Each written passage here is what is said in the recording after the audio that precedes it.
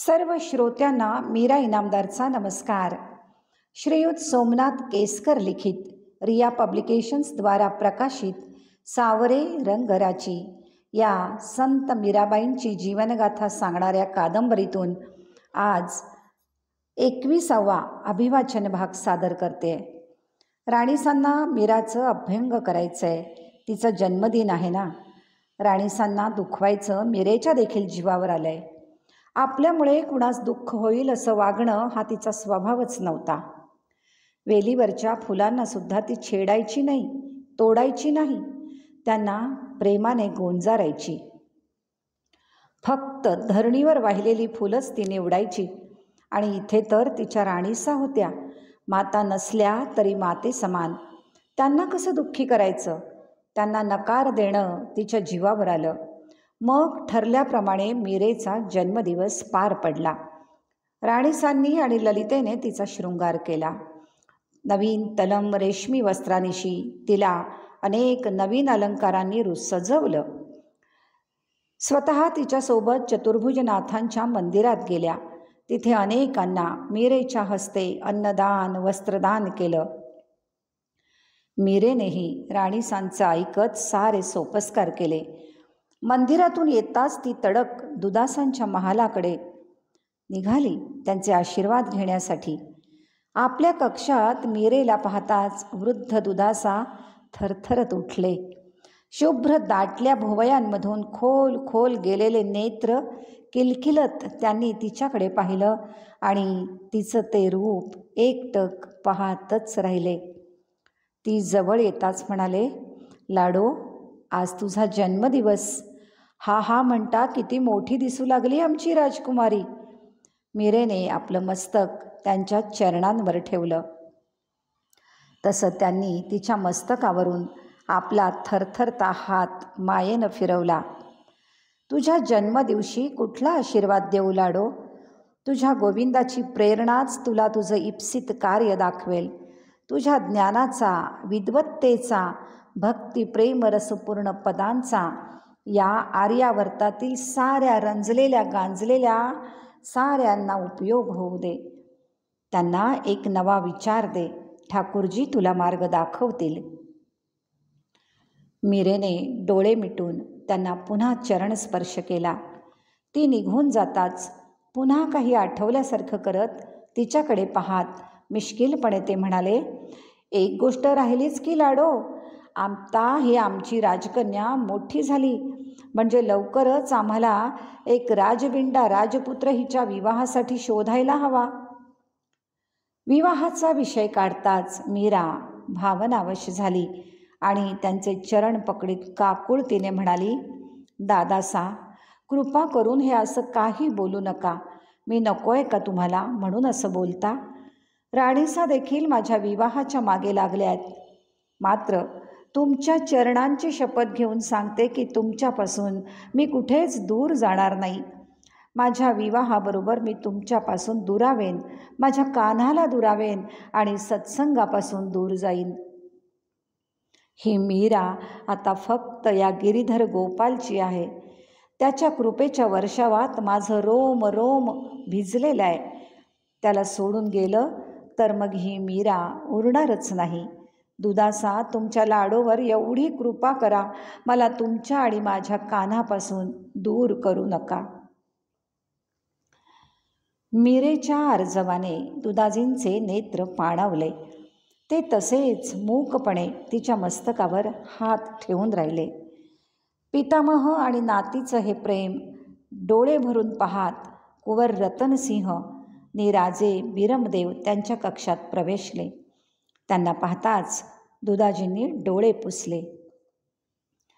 दुदासा, हे काय? मीरेच्या जन्मदिवशीच आपल्या डोळ्यात पाणी? बिरमदेवांनी पित्याला प्रश्न केला. तुझी लाडो आहेच तशी. तिचा हट्ट आणि प्रेम मोडवतच नाही. तिच्या विवाहाचा विषय काढला तर तुम्हा सोडून जाणार नाही असं म्हणते. दुदाजी कौतुकाने सांगत होते. त्यांच्याकडे पाहत म्हणाले, पुत्रांनो, तुम्हा दोघांस अगदी निक्षून सांगतो, माझ्या कुडीत प्राण असे तोवर मीरा कुठेही जाणार नाही. तुम्ही तिला विवाहाचा विषय काढून दुखावणार नाही. मला वचन द्या तसं, मग माझ्या पश्चात तिचं काय व्हायचं ते ठाकूरजी पाहून घेतील. रतनसिंह आणि बिरमदेवापुढे मोठा पेच होता, पण पित्याचे शब्द मोडवत नव्हते. राणीसांना झाला प्रकार कळताच त्यांची द्विधा मनस्थिती झाली. दुधासा तर आपल्या नातीला नाराज करत नाहीत आणि राणा तर त्यांना वचन देऊन बसलेत. पण लोकांना तोंड कोण देणार? काय म्हणतील राजपूत राजे? समाज काय म्हणेल? राजकन्या भजन कीर्तन करीत बसलीये.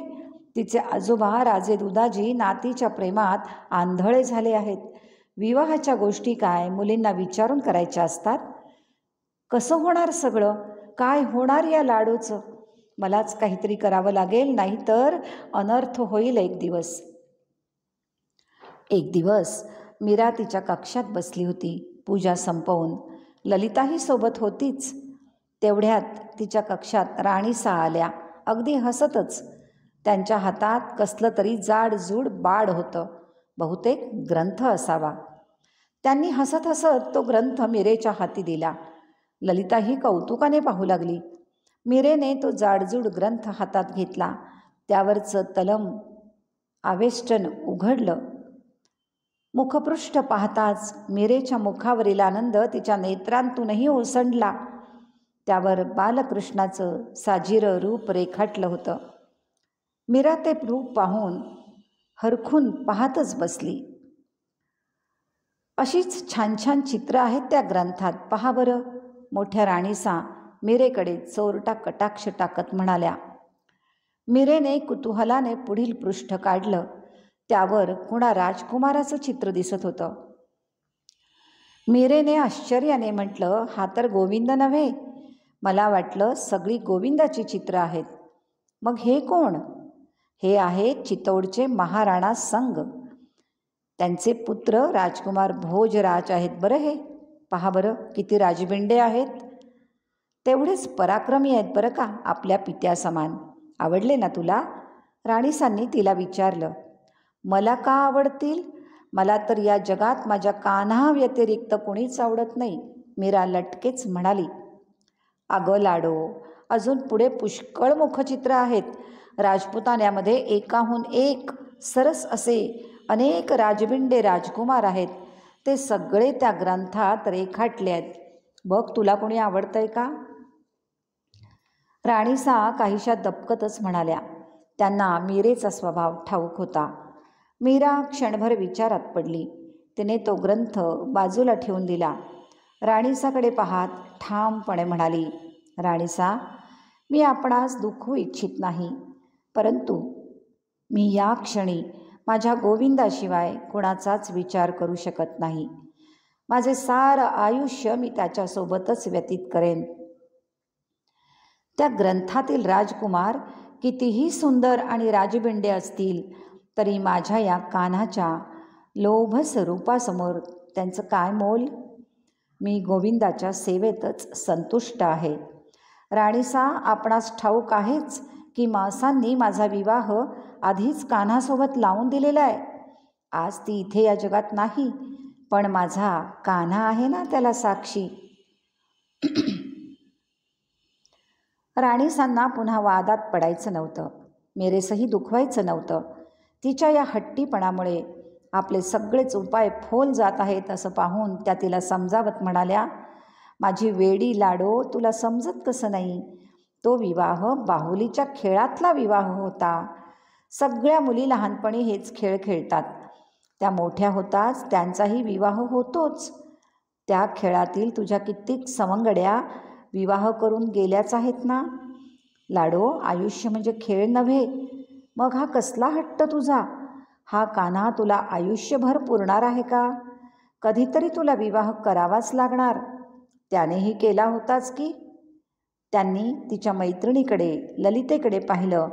तिने सुद्धा राणीसांच्या म्हणण्यास नेत्राने दुजोरा दिला.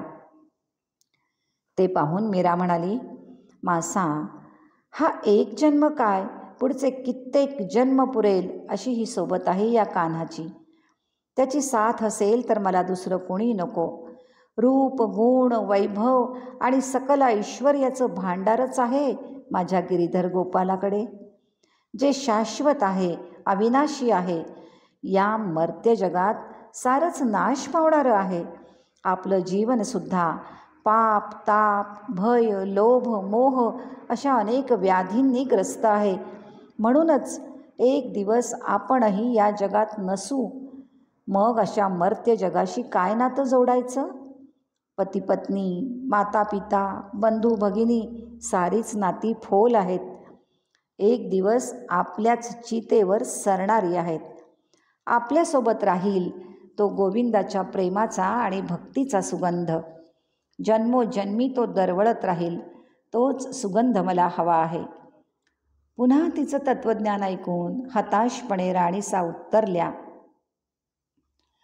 प्रत्येक मातेस वाटत असतं आपली पुत्री मोठी व्हावी, विवाहास अनुरूप व्हावी, तिला साजेसा पती मिळावा, पतिगृही उभयतांनी सौख्याने संसार करावा, आपल्या वंशाचा उद्धार करावा. प्रत्येक माता पित्याचं हेच कर्तव्य आणि हीच अखेरची इच्छा असते. तुझ्या मासांची देखील हीच भावना अखेरपर्यंत होती. म्हणूनच त्यांनी तुला कधीच दुखावलं नाही. लाडो, तुझी माता नसले तरी तुझ्या माते इतकंच प्रेम केलं आहे आम्ही. म्हणूनच तुझ्या सुखासाठी आम्ही तळमळतो आहोत. तुझ्या विवाहाचा अट्टाहास करीत आहोत. मात्र तू काही आपला हट्ट सोडत नाहीस, कोणाचं ऐकूनही घेत नाहीस.